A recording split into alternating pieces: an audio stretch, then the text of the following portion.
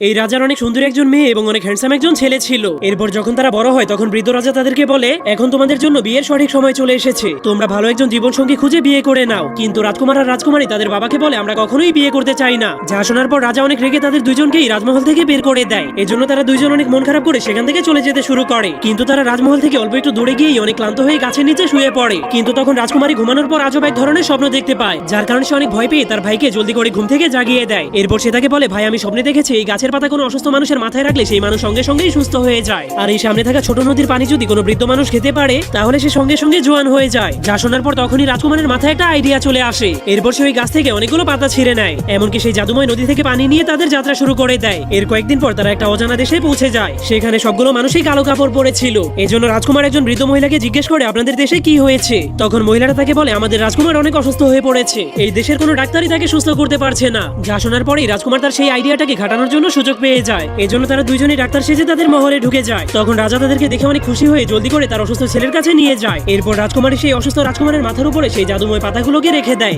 যার ফলে কয়েক মিনিটের মধ্যেই রাজকুমার সুস্থ হয়ে যায়। এরপর যখনই রাজকুমার সেই রাজকুমারীর চোখের দিকে তাকায় তখনই সে তার প্রেমে পড়ে যায়। এরপর রাজকুমারীর ভাই সেই রাজকুমারকে সেই জাদুময় নদীর পানি খাইয়ে দেয়, যার ফলে তখন সেই রাজকুমারীর চেহারাটা চকচক করতে শুরু করে। তখন সে এতটাই খুশি হয়ে গিয়েছিল যে সে রাজকুমারীকে জড়িয়ে ধরে বলে, আমি তোমাকে আজকেই বিয়ে করতে চাই। এই জন্য রাজকুমারী সেই রাজকুমারকে বিয়ে করার সিদ্ধান্ত নিলে তার ভাই তাকে দোয়া করে দেয়। এরপর সে একাই তার জীবনসঙ্গী খোঁজার জন্য বের হয়ে যায়। পরের পর্বে রাজকুমারের সাথে কি হবে তা দেখতে চাইলে অবশ্যই কমেন্টে পার্ট 2 লিখে দিন।